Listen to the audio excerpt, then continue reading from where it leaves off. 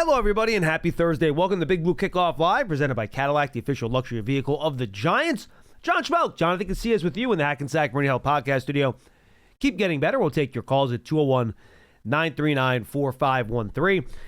JC, 2-12 Giants, 6-8 Vikings. I don't think we need to dig into the, really nitty-gritty of this, because the game in the bigger picture of the playoffs is meaningless, because both these teams, the Giants were one of the first teams or the first team out in terms of playoff contention. The Vikings were eliminated last week at 6-8.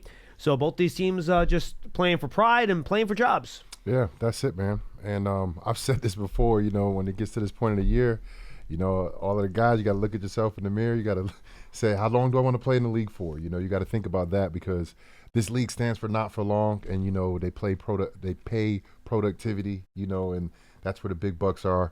And if you're not producing, if your team's not producing, then you're gonna have to start looking inward, maybe elsewhere. And for young guys on their rookie contract, do you show your team that you're good enough where they don't have to look to replace you next year? Yep. But the thing is, though, Schmeelk, they're always looking to replace everybody.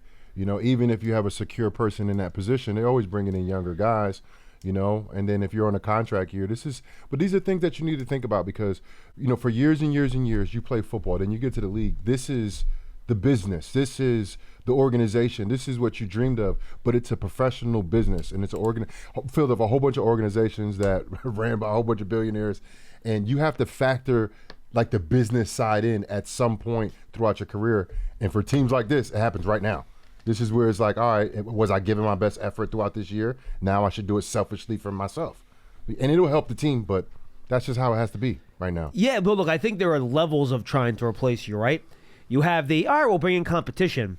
But then you have, no, we're going to spend the biggest chunk of our free agent cash on a player at your position. Or early draft pick. We're going to use a first-round pick in a player at your position instead of, say, a fourth-round pick, right? So there are levels to this, and I think as we continue to move on here, I think not that Abdul Carter was a guy that was a risk of being replaced next year, but he has shown, at least in his last game and some of his work habits the last 2 weeks, that, and Charlie Bowen said he's continued again this week, that you're seeing from him that, all right, now he's showing some of the promise we thought he had when we selected him third overall. Yeah, and that was good to see. It was good to see him bounce back. It's hard to do that in a year like this.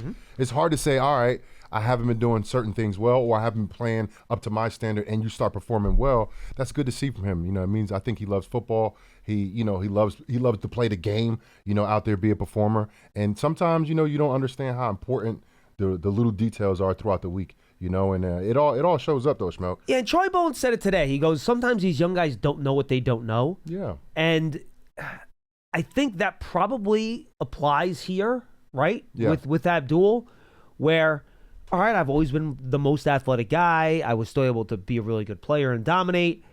And maybe now he has learned that, all right, well, in the NFL, everyone's really talented. Yeah. Everyone's a great athlete. I'm playing offensive tackles each week. That would have been the best offensive tackle that I would have played in any one of my individual college seasons. Yep. And it takes more than that in the NFL to become a great player. Yeah, preparation is probably number one thing that you have to do. And when people say, oh, man, we got to have a good week of practice, it's not always about honing up your skills. It's about literally preparing for the team you're going against, right? These tackles, they study these defensive ends. They study your moves, and you might get one off, but they know it's coming. So what do you have after that, And he's a guy who has tremendous ability at the line of scrimmage, especially using his hands, his ability to bend. But these guys are prepared for anything that you have.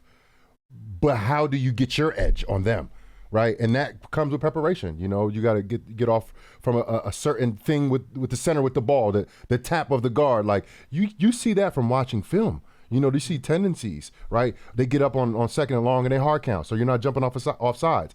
Those are the little things that truly matter, and that's what you do when you watch film and you're meeting with the guys and you're paying attention and you're there, you're locked in. And then when you get to the game, you're not thinking as much and you're just using your ability. Yeah. And he's phenomenal. He had a phenomenal game.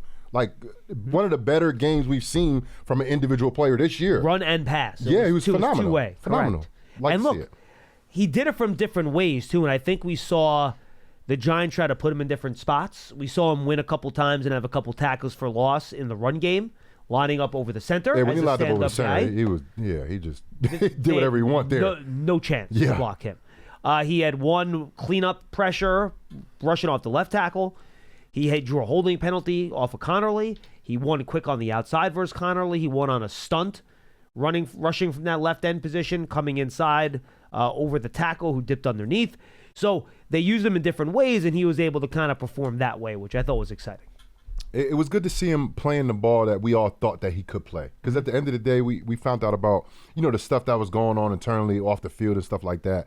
And then you look at the numbers, right? He was sitting at a half a sack for predominantly the whole season and started getting some numbers. And then when he played that game, honestly, I wasn't surprised at all. I was just happy. That we saw a kid that was drafted so early that came in with a lot of clout and stuff like that. And you had seen enough flashes where you knew that type of game was possible, and it was going to come at some point. And then the negative stuff that's been coming out of him in the last month, you know what I mean? It's just like, man, you want this kid to have a break, but it's like he's young. And I agree with all the things that Kafka was saying and Bullen was saying. He is a young guy. You do have to understand how the game is being played. You do have to understand that it's a business. And then it looked like he fixed it. It was only 1 week.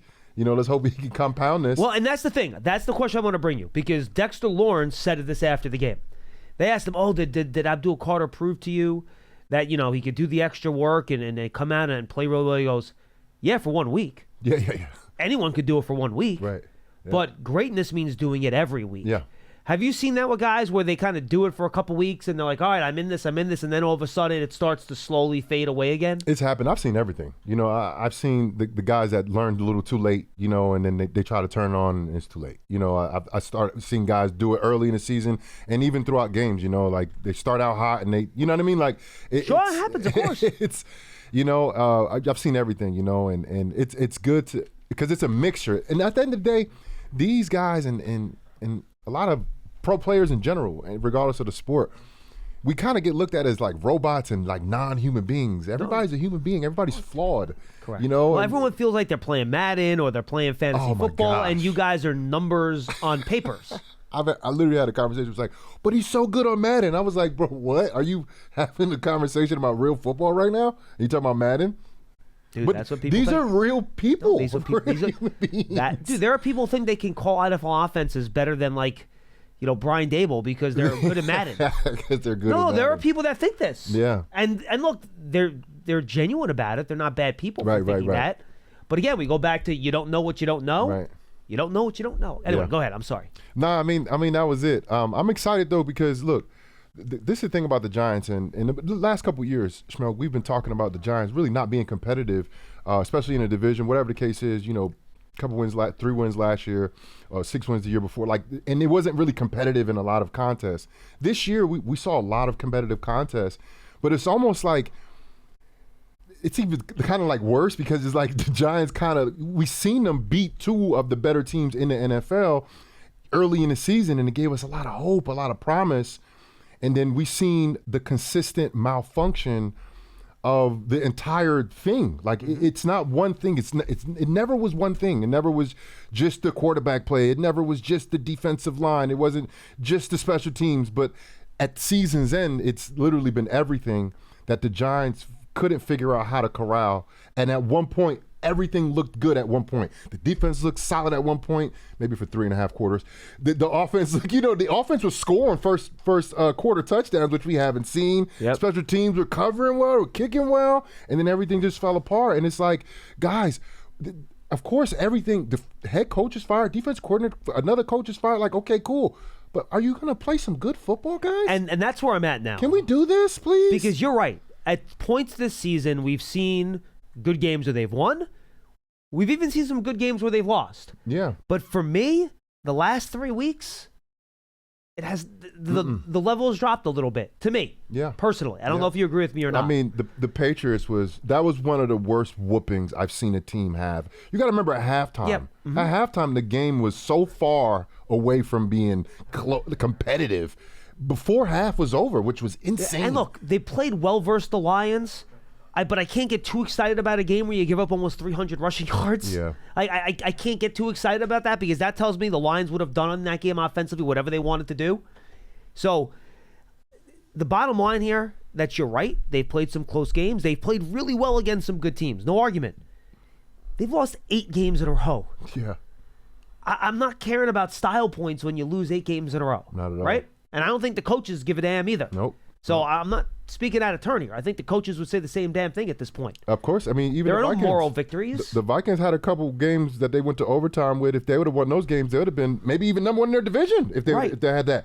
But we don't do stuff like that. We don't go back in time. Right. At the end of the day, your record is who you are. And at the end of the year, like in the beginning of the year, right, the Giants were 2-4. There was a lot of hope here, right? You had a young quarterback that won 2 home games, kind of like electrifying the league a little bit. And then since that hope we've had, and I think we all kind of like, I'm a fan, now, John. Like, I'm not a player, so like I always have hope throughout the year as a player. But like you're a player, just not an NFL player. Yeah, but I'm a fan, so much more a fan now because even my thinking has totally shifted over, and I can't believe some of the things I say sometimes. It's like, why would I say something like that?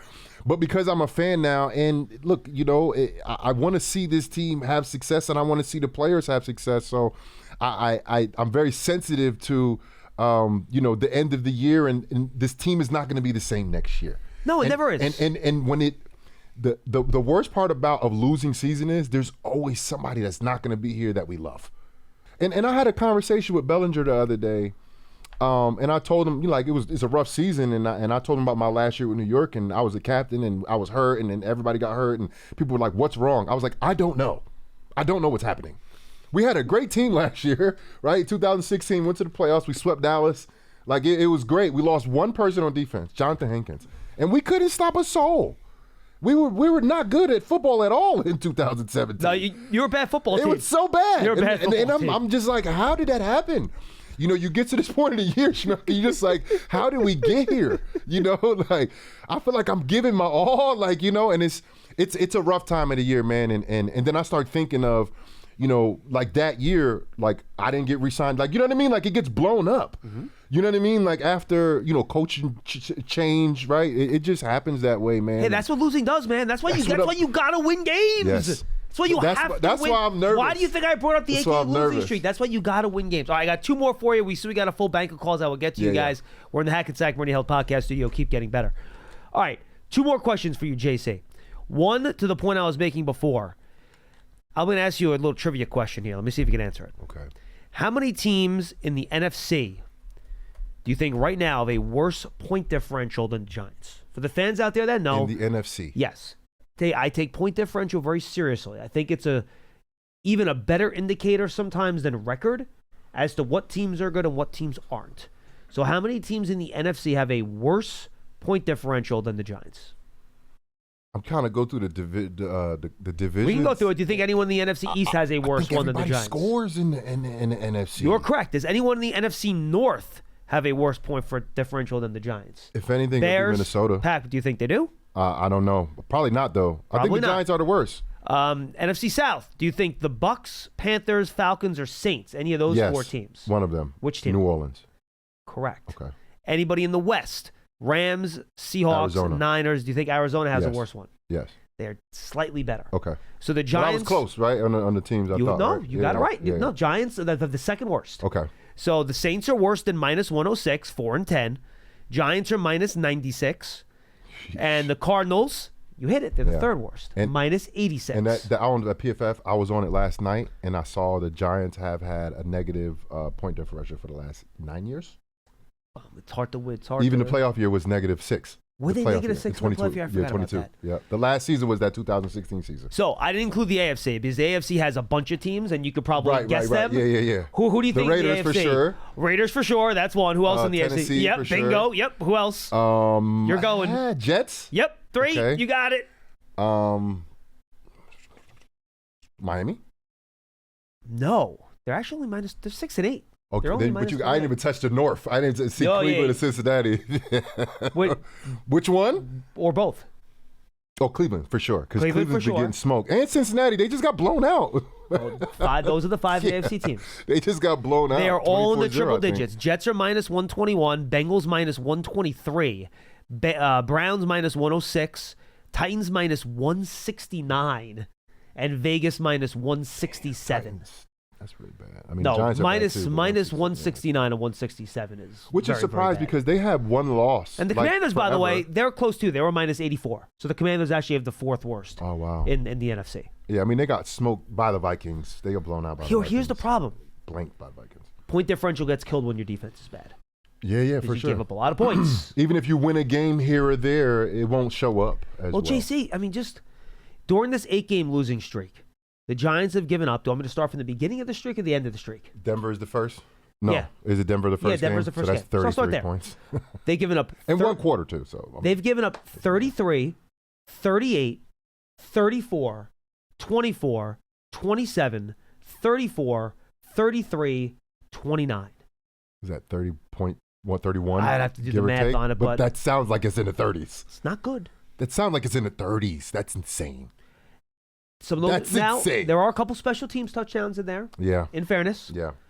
But Overall, it's hard. It's bad. You're going to have a bad point differential, Yeah. and you're It's going gonna to be lose hard a lot to win of games. Yeah, it's when gonna be hard to win games can't when you give can't up, score. Dude, they gave up 30 points in 5 of the 8 games, and one of those other games was 29 points. I mean, in the beginning of the Come season, on. they gave up 40-something Like to Dallas. you just can't give up that number of points. Anyway, Yeah. Issues on the punt return for a touchdown. You're my go-to special teams guy. To me, I don't want to just give the coverage a pass. Can't be doing low line drive punts down the middle of the field. Yeah. That's not going to work. Yeah.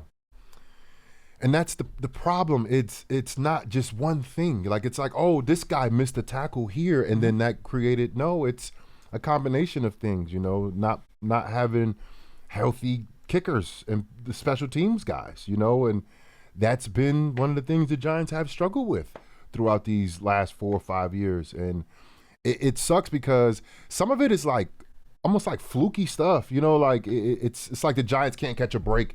And the coverage units aren't helping, because it's been kick return and punt return. They've been giving up kind of consistent. Because the thing is, the NFL has kind of taken away the kick return, kickoff type of situation. If you have a smart kicker with a good scheme, you can very much limit all of those things. The Giants aren't doing none of that, and then their coverage units aren't doing that good either on either one of the coverage units. And I think a big reason is they've lost a lot of guys off those special teams units because they've had to elevate and do stuff on defense. Yeah, but that goes to show you the Giants don't have the depth to really compete. And the Giants have been swept by the Commanders for the first time, 2 years in a row now. And this was a team that the Giants used to kind of hang at least one win on in the division, and now they did beat the Eagles once this year. They did. But again, I go back to this conversation about, and this kind of trumps, it doesn't trump. It kind of has to take a step back to the overall record. But the Giants, again, haven't done well in the division, and Schmeelk, I've been working with you for 3-4 years now, and that's something. No matter what was going on, 2022 season, I still said this is a problem that the Giants aren't competitive in their own division. Because if they do the same stuff again with a 1-4-1 or a 1-5, whatever it is, dude, that's where it starts. You have to start with being competitive in your division. Mm-hmm. It has to. I mean that takes a back seat to the Giants only having 2 wins at this point of the season, right? But right. How do you compete with the teams in your division? How do you draft? How do you bring in your resources from outside during the free agency period to beat the teams in your division? Number one goal, I feel like every year is winning the division, Schmeelk. I think that's one of the team goals. Should be. If not the first team goal on every team, because that's the way to get into the playoffs. That's the way you secure a spot in the dance, and that's where everybody wants to go. I'm with you. All right, 201-939-4513, 201-939-4513. Just a reminder that the Special Olympics New Jersey's annual Snow Bowl is heading to Rutgers Football Stadium in 2026. This annual flag football tournament will be on the field from March 6th to March 8th, 2026. The 6-on-6 tournament will feature competitive recreational and co-ed divisions, and all proceeds will benefit thousands of Special Olympics New Jersey athletes across the Garden State. Register your team today at njsnowbowl.org. That's njsnowbowl.org. All right, 201-939-4513. Johnny Mac on the controls. Take your calls, talk some Giants football. Let's go to James in Georgia. He will lead us off today. James, what's going on, man? Hey, what's going on, Long guys? time no speak, James. How are you? I'm all right. I think I haven't talked to you since I was in Greece last. But Yeah, I've sounds called. right. Yeah. I think I've called since I've been home like one time, and calling up here and venting and getting our daily dose of Giants therapy. No, I appreciate it, man. Thank you. Is very needed in this time for mental health for Giants fans. Let's put it that way. I got you. What do you got for me today, James? Well, I haven't really been watching the Hard Knocks or anything like that, and a lot's been going on. So I sometimes just gotta write down my points, so I make sure I stay on topic with you guys. So I'm gonna keep it to what I was thinking about just recently on the job search, and how everybody's like, well, this isn't a desirable job and all. Wait, is not a desirable job? Because honestly, it is a desirable job. Yes, it is. Job. Correct. Yes, I agree. Okay, yeah, it good. is. So, with y'all being in the business and how y'all being on the inside, when somebody gets fired, is it like because everybody has everybody's phone number, I'm assuming. Do texts just start coming in to Joe Shane like, hey, I'd like to be considered for the opening, or do they not feel those, how does that situation come about? That's my first, that's one of my questions. Yes, real quick, James. James, real fast. We can answer that first. I don't feel like coaches would be comfortable sending that in while the season's going on, because I think coaches treat the season like it's kind of sacred, but I think their agents would probably touch base with ownership or Joe Shane and say, look, this is a job that we would be interested in. That's how I imagine how that would get handled. So like a Gruden or McCarthy who's sitting on the couch, their agent will reach out, be like, hey, we're sitting at home. Think about us if Yes. When you do. Yes. Okay. And there's always relationships, and that's the thing with a lot of these coaching trees and systems, and a lot of these guys have worked with each other in the past or came across each other, went to school with each other. Like there's a lot of relationships that you have that might get a text message or a phone call, not behind the agent's back or anything. It's like, hey, we're interested. Hey, we love to be up there with you guys. Yeah, if Joe Shane has a personal relationship with the coach, that would be a text that I could imagine could get sent. Yes. Yeah. Mm-hmm. I appreciate that. And I was just going to say a couple things on how bad the team has been. Like, I watched most of the games with my neighbor down here in the garage, and he's a Lions fan. And, he was asking me, why is the defense so bad?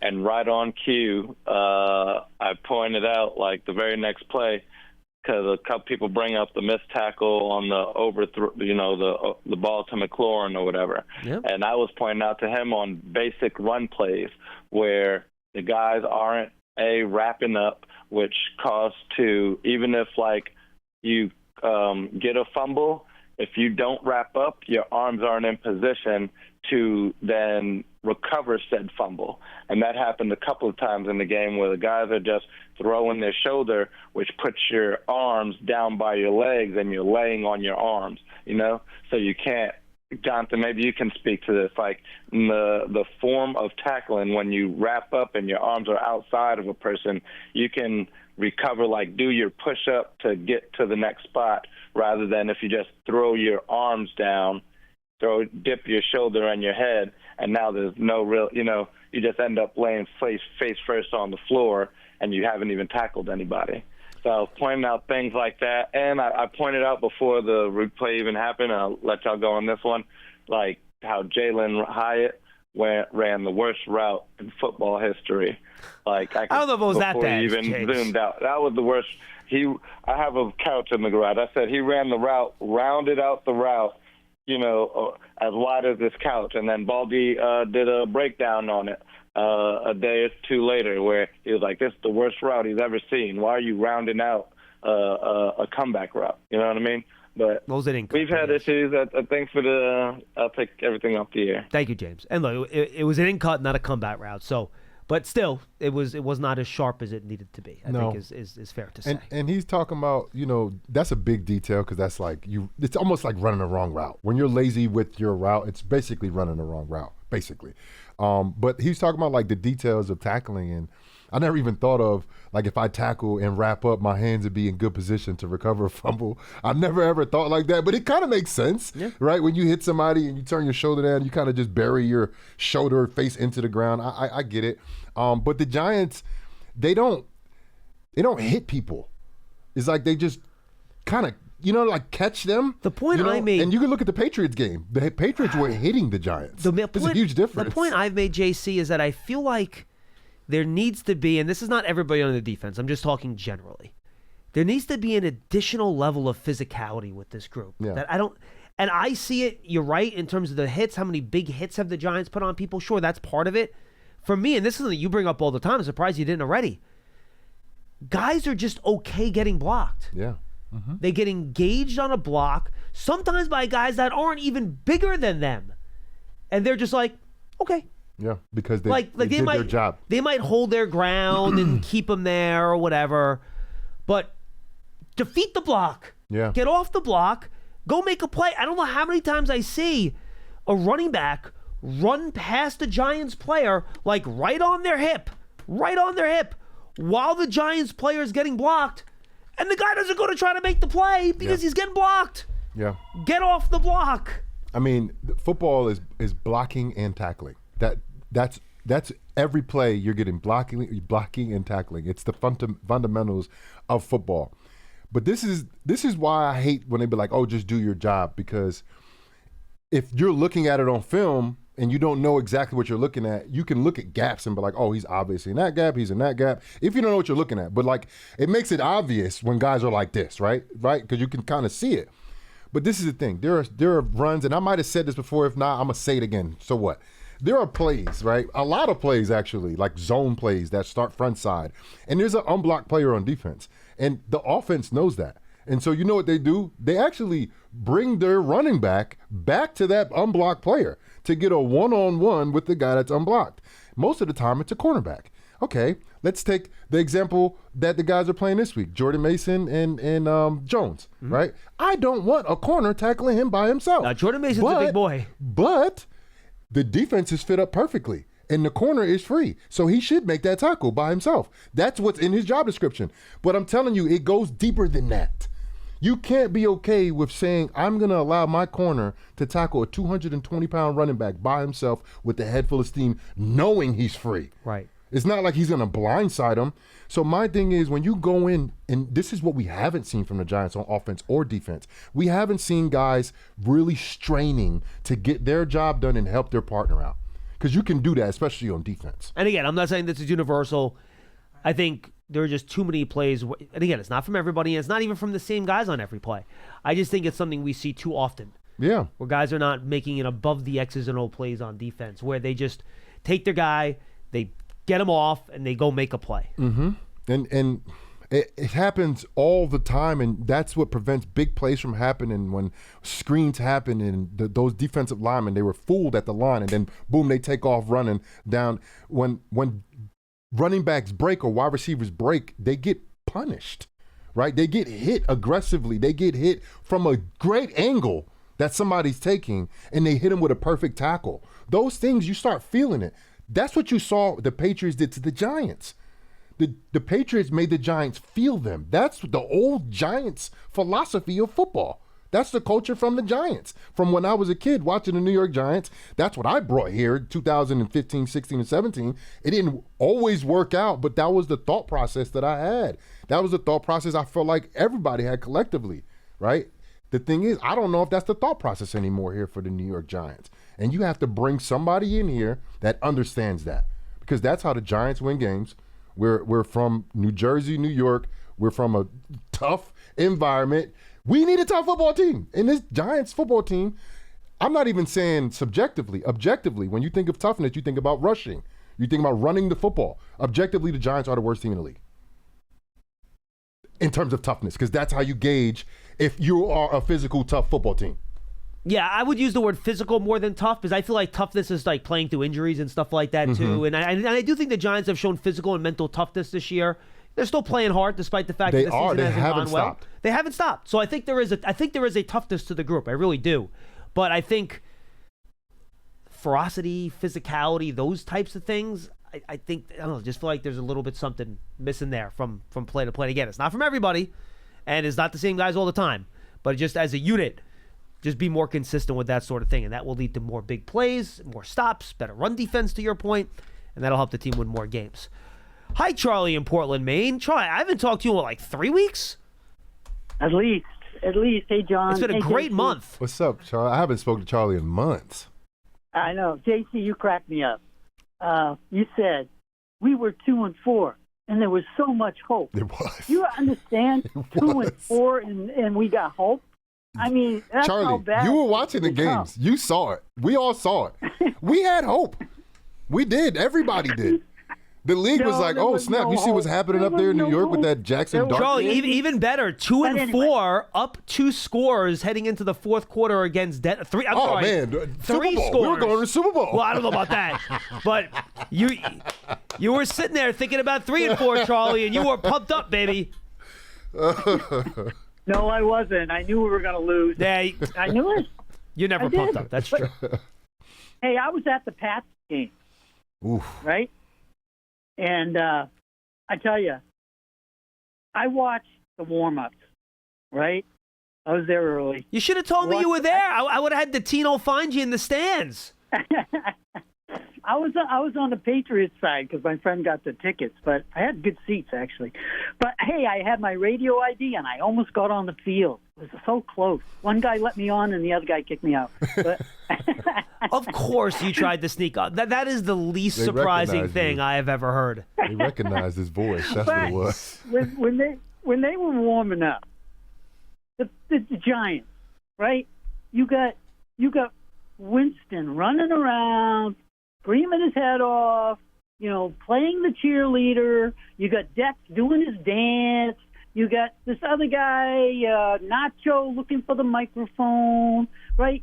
And then you saw the Pats. They came out, it was all business. Nobody's showing off. Nobody's looking at cameras. Nobody's like high-fiving all the fans. They just came and did business. They practiced. They worked whatever they needed to work at. I looked at that and said, we are going to get our asses kicked. And we did. And that punt return was electric. The guys beside me, Patriots fans, knew he was going to go all the way. Nate Jones is a good player, man. No. I mean, it was just like, and then Dart. Playmaker. Dart will not last in this league. He is going to be RG3 2.0 if he doesn't wake up. He didn't need to take that hit, but he's not very smart. And he got walloped. And it was a clean hit. There was no, he didn't hit him in the head, nothing like that.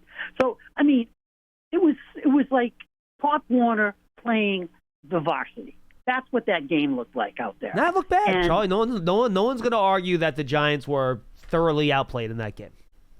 It was rough. And then the next game, right? It's just slow the roll, and you guys did a little bit on Carter.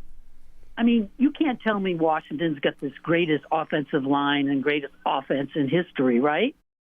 They don't. So Carter played well against a bad team, right? I think he was going up against the second or third tackle. No. Connolly's a starter. They were both starting tackles right in there. It's okay. But somebody went out and there was a second string. Oh yeah. You know what? You're right. Tunsil left for a time in the middle of the game. That is true. You're right about that. Yeah, Wiley did. I think shoulder shoulder. I think shoulder. It was.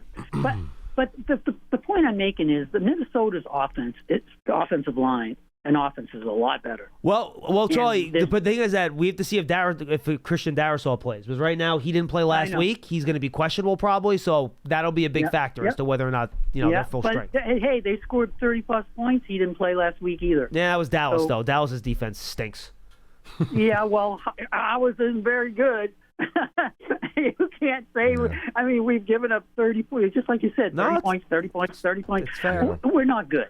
We're not good. I said this a long time. I said this in April. I said it in May. I said it in June. I said it in July. I said it in August. I said it in September. Is this the Charlie victory parade? Is that what this is? Hey, Charlie, if you enjoyed watching the Pats warm up so much, have you consided switching allegiances and calling up the Patriots Daily Show instead? No, they're probably never. Gonna be good for a while. Hey, look. We don't what need I'm you over trying to here, say Charlie. is That's what I'm that- trying to say. Get out of here.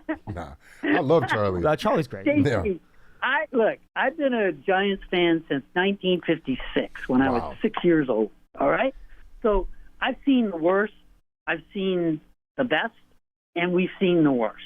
And all I know right now, going through all these years, we're in a quicksand right now. We are in a really bad position. I don't see us getting out of this for probably another 4 years at least, because I don't think Dart's the guy at all. I don't think he's going to last in this league because he's not smart enough to stay healthy. And there's nobody in this organization, unless a new coach comes in and says, you're not playing until you protect yourself.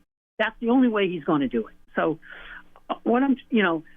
I see bad moon horizon here. We're not getting better next year or the next year. It's going to be 2028, 2029 before we do anything.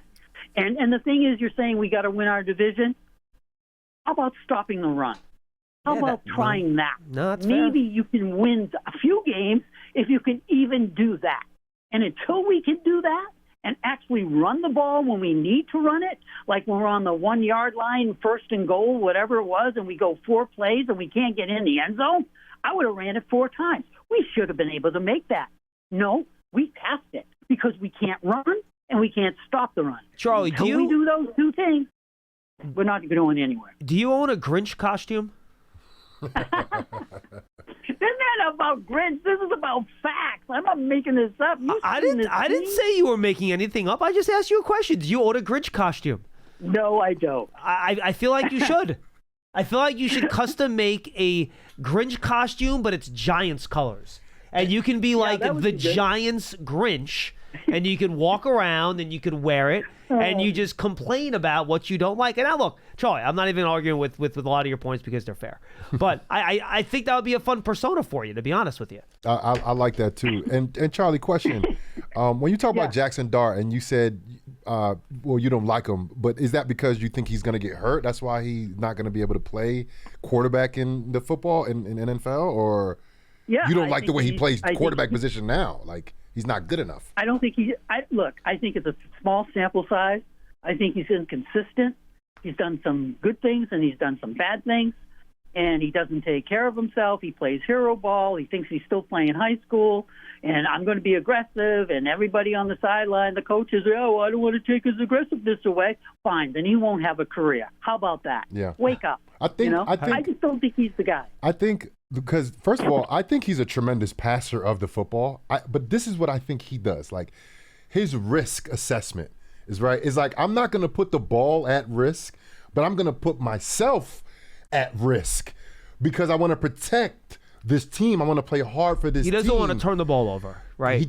But he hasn't really put the ball in harm's way. No, he hasn't. He's thrown like picks for tips and like people he hasn't seen. No, and he will throw the ball out of reach before he puts the ball in danger of being picked. And I get that. I'm trying to get like I'm what trying his to make mentality sense is, right? of Yeah, no, I this got you. season. So I've came up with different scenarios of what guys are thinking, and you know what I mean? But I truly like this dude. Like I really like him. And I don't want to change the way he thinks. I just need him to shift the risk assessment. You just want to turn the dial a little bit, like, right? Throw an interception instead of getting hit harder. You know what I'm saying? Like the risk assessment is like, you're making those risks for an undrafted free agent running back that's finally getting his first chance to play football.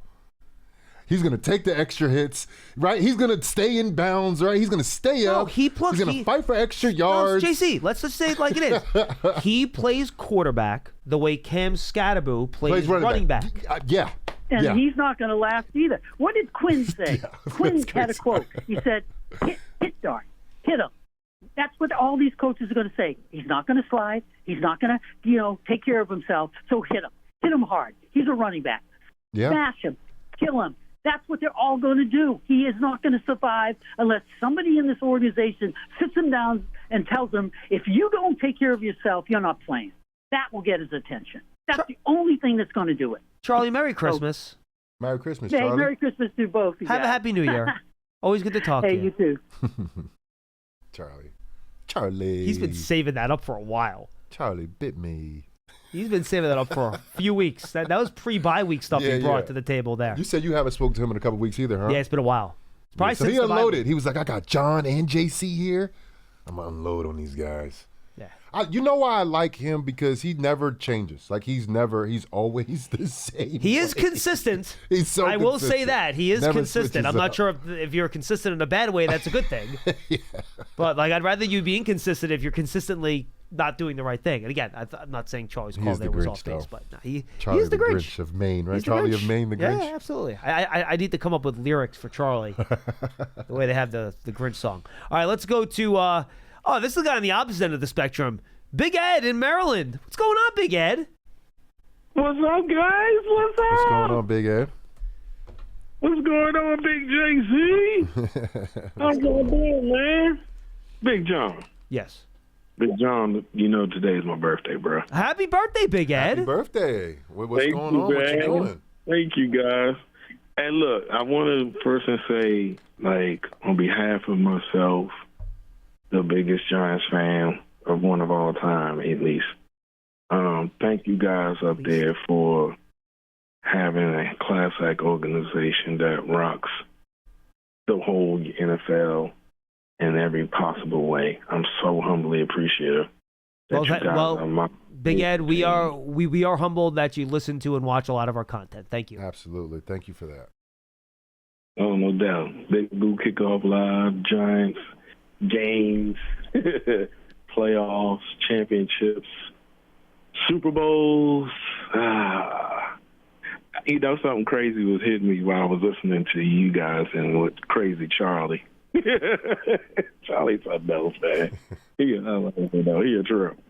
He always cracks me up. But here's a little throw in there, man.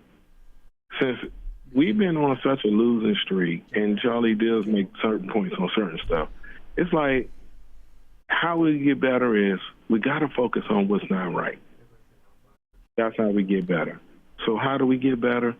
We, like you said, you got to stop the run and run the ball. Keep running it until they don't stop you. They have run the ball better, Big Ed. The run game has been better. Oh, it be working, right? And then all of a sudden they start to throw the ball and get cocky, and it's like, stop! Run the ball! Tracy gets 8-9 yards. Singletary gets 8-9 yards. All you got to do is stay consistently run the ball. 1-2 punch. Remember? We had Bradshaw. We had Bruiser. Jacobs. Okay? Yes. It works. Yeah, Brandon Jacobs, y'all, in case you didn't know. Yes, a.k.a. Bruiser. That's right. That's my Jim Perry way. But, yeah, man, run that ball, man. Take the pressure off it opens up that play action every single time, especially with a big tight end going down the middle. Maybe that's Bavaro, or maybe that's Shockey, or maybe that's Theo Johnson now. That always seems to work. Bill Parcells did it with Bavaro. Coughlin did it with, what's it called? Shockey. Yeah. So there we go. And then it's like, look, oh, no, Jeff, my man, good coach. This team is going to the playoffs. Oh, man. Yeah, I was feeling it at 2-4, but I feel like if I come up there and sit down with the guys, figure out that game plan, because if it serves me correctly, I said something about mistake-free football. Why we beat Philly with no penalties, no turnovers? That was the best game of the season. Hey, Big Ed, the only two games the Giants have won were the two games where they were +2 in turnover margin, the Eagle game and the Chargers game. Right. But that Eagles game particularly, we played mistake-free football. Clean game. You got it. And Brian Dable was the coach. Yeah, so but it makes me feel like, okay. But then, unfortunately, Big Ed, there were a lot of games after the Eagles game, which did not quite go that way. I know. And that's why I didn't understand. Why didn't we stay consistent with that? When we played that mistake-free football game that Thursday night, it really catapulted us in a whole nother way. But I feel like the pressures and the entity of being in the city and everything on it made it feel like something else. So it made it feel like, nah, we ain't going to get back to that level. Or did somebody key person get hurt? I think that might be it. So since that happened, then we ain't been straight since. All right, Big Ed. We got to run, bud. I know. Thank but, you. Hey, guys. Happy birthday, buddy. Man. Tell Paulie he owes me, and I love him anyway, but he still owes me. I appreciate it, Megan. Thank happy you. Birthday, happy holidays. Hey, look, and here's the thing, though, and I say this all the time about players and teams. Anyone can do something once. Mm-hmm. Bad players do really good things for one game. Happens all the time. Yeah. You've seen it. You've seen players that you're like, I don't know how the hell he did that for that game. Yeah. But then he goes back to being who he is after that, right? Like, it happens. Yeah. That's what makes good teams good teams. They can play their best ball consistently, and it doesn't just show up once or twice a year. And when it counts, too. Correct. And the Giants have just been on the opposite side of that, because we've seen great plays from really good players for the Giants, but man, time and time again, it's what's his fourth quarter double-digit leads that the Giants lost. Like, that's insane to say out loud. They had the games in the bag 5 times, by a double-digit lead, especially if you have the ball with a double-digit lead.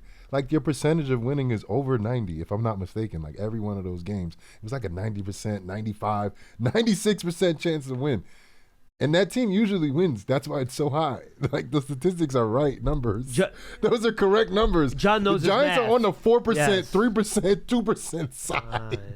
Like, they're doing things that just you know what I mean? And special things in a bad way. But it's right. It's because the details are not being paid attention to, right? Mm-hmm.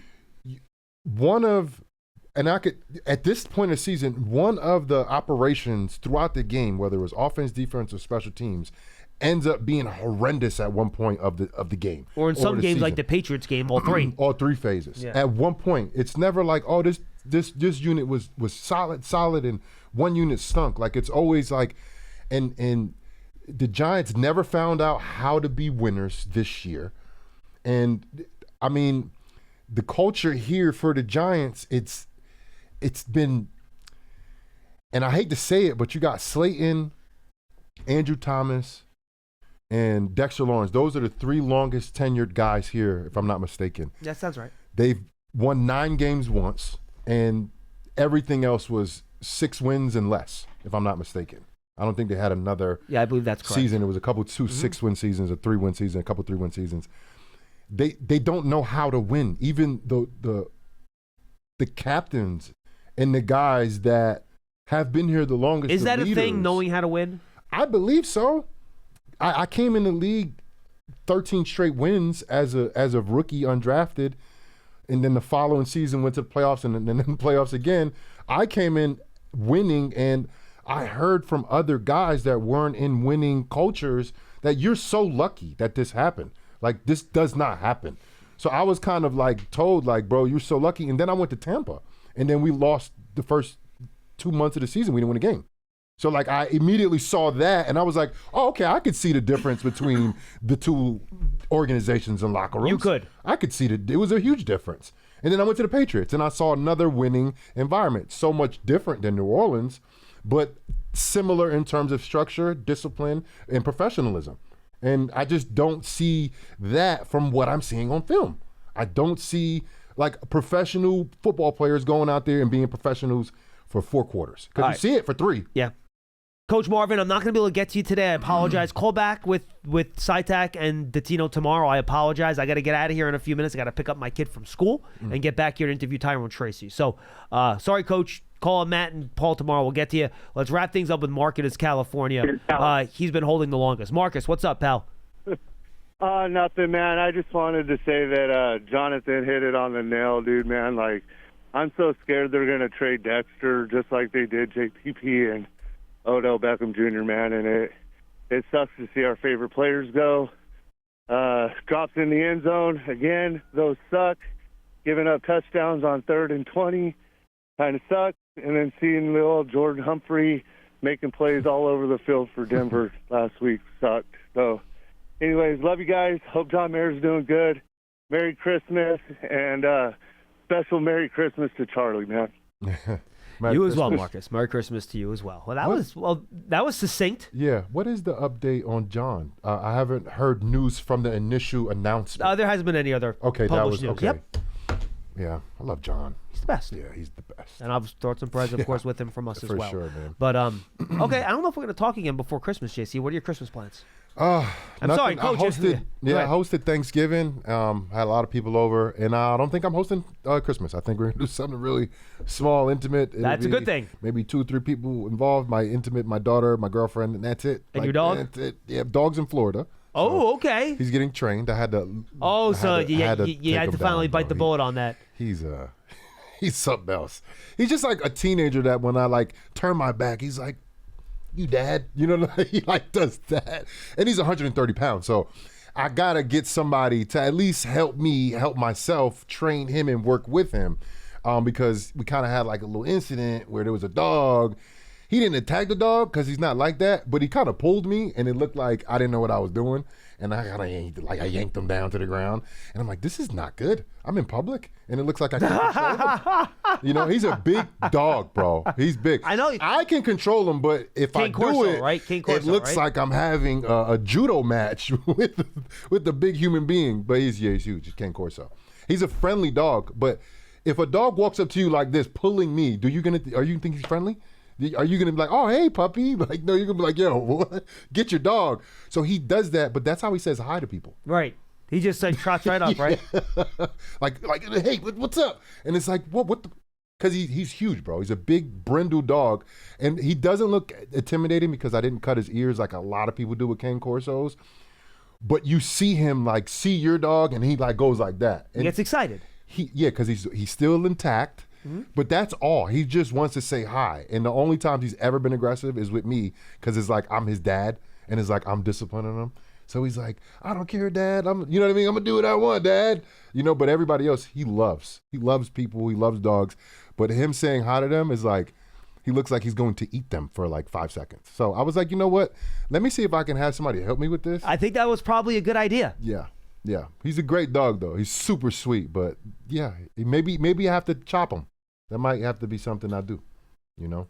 He's a great dog, though. I keep saying it over and over again because he's so good. He's such a sweet, like, princess of a dog. Nothing makes dogs happier than being trained and knowing what they're supposed to do and how they're supposed to do it. Absolutely. So, that's a good thing. I don't think I did a great job at that. And I tried twice a day. I know you did. With this dog. We've talked about it. Yeah, but we took a nice little road trip. I drove down to Florida, to Tampa, Florida. Yeah. So that was interesting. Did it in 2 days. Stopped in Fayetteville for a night. It's about halfway. Got caught in Baltimore, got caught in D.C. traffic, and then after that, it was smooth sailing. But yes, so Rob, you ever took that drive before? I have not. Yeah, it's okay. I think Virginia is the longest I've driven down. That's a straight shot, right? Yeah, straight shot. You can straight shot 8 7 hours. Yeah, I could do that. I could do 2 8 hours. 10 is pushing it. I'm not doing 16. That's my longest drive south. My longest drive west is probably I've driven to Cleveland probably a half dozen times, and that's like 7 8 hours. Yeah, because Pennsylvania is 7 of those 8 hours.